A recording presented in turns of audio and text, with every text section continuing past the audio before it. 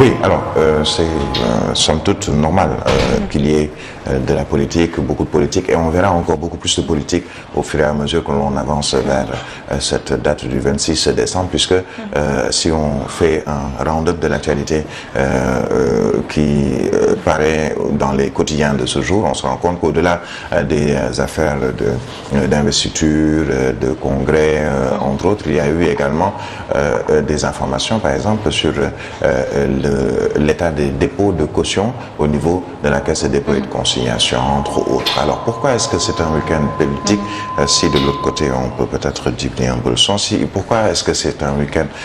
purement politique? Tout simplement parce qu'il fallait préparer déjà ces échéances, à savoir le 26 décembre, et c'est la bonne période propice après avoir géré ce qu'on dit les histoires de parrainage, parce que tous les candidats à la candidature se hâtaient pour vérifier, revérifier, recompter, voir, faire des comparaisons par rapport à leur liste de parrainage, et pratiquement cela a pris beaucoup de temps, pour ne pas dire presque tout le temps des différents candidats et de leur staff. Alors, une fois cette étape bouclée, là, on peut s'engager carrément dans la politique pure, puisqu'il s'agit notamment de pouvoir aller vers les populations à travers des congrès ou des meetings, puisque au moins ce poids qui était sur leur tête, à savoir la gestion des parrainages, est plus ou moins, pour une bonne partie en tout cas, levé. Alors, ce qu'on a constaté, par exemple, si on prend, je vais prendre deux ou trois cas, cas ou trois cas. Donc, le premier, c'est concernant Amadou Ba, le Parti socialiste, qui confirme l'ancrage dans Benno Bokk Yakaar, et surtout qui confirme le choix qui a été fait un peu avant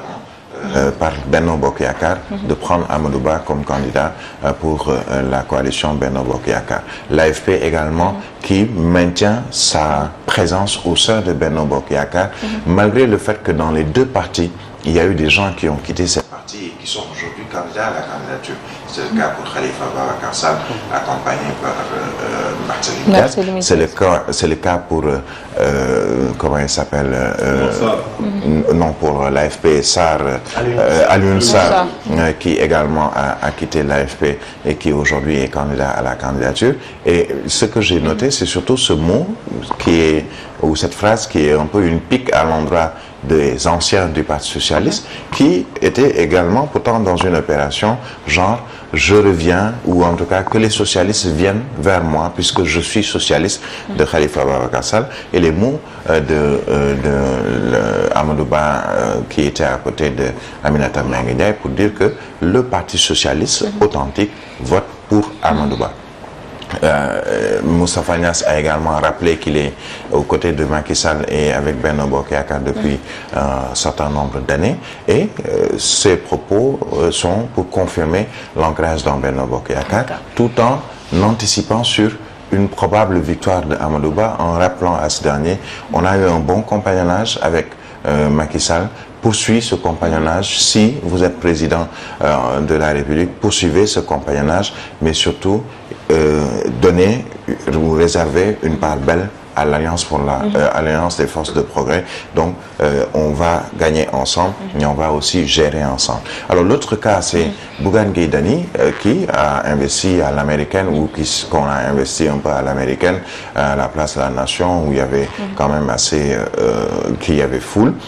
et il a montré un peu ce qu'il pense être sa force de frappe par rapport à toutes ces personnes qui ont été présentes à la place de la Nation pour l'accompagner, surtout pour l'écouter, décliner ses objectifs par rapport au Sénégal. Maintenant, il y a un autre point qui est également revenu, c'est sur le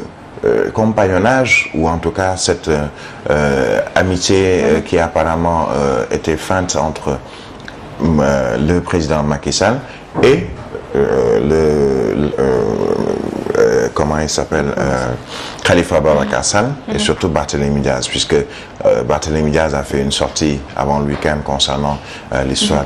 de Ndiaga Diouf, feu Ndiaga Diouf et son rendez-vous devant la Cour suprême, mais pour rappeler aux gens que présentement, c'est un peu, s'il ne le dit pas directement, qu'on est en train de lui chercher des coups sur la tête, alors qu'on est à quelques semaines de la fin des dépôts de parrainage, on est à quelques 1 ou 2 mois de la présidentielle de 2024, et c'est comme s'il indexait le président de la République ou presque lui dit écoutez, on a l'impression que vous n'avez pas respecté votre parole. Je vois un journal, je pense c'est Walfadjri, qui parle de bisbis ou en tout cas de différends entre Macky Sall, que le courant ne passe plus entre Macky Sall et Khalifa Ababacar Sall. Moi, j'aurais bien voulu savoir si le courant passe ou s'il passait, c'était dû à quoi? Est-ce que c'était juste par rapport à ce dialogue qui avait été initié? Et le dialogue dans tout ça oui, aussi. il y a le dialogue qui est peut-être à l'origine de ce compagnonnage. Il y a un dialogue, on se souvient ici des joutes à Dakar, il y avait une conférence internationale et ces propos de Macky Sall qui dit à Barthélémy, écoutez, je dirais en tout cas à votre père que vous avez bien travaillé. Je le disais il y a une semaine, le maire de Dakar qui a sur le plan des festivités marquant la fin de l'année,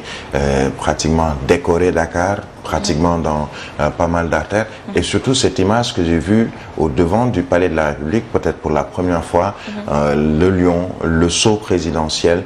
tout ça décoré par le maire de la ville de Dakar avec beaucoup de jeux de lumière, et beaucoup se disaient, à travers des discussions, j'ai eu à discuter avec quelques personnes qui m'ont dit, mais écoutez, ça se voit que Barthélémy s'est rapproché de Macky Sall, même si, bon, ça c'est peut-être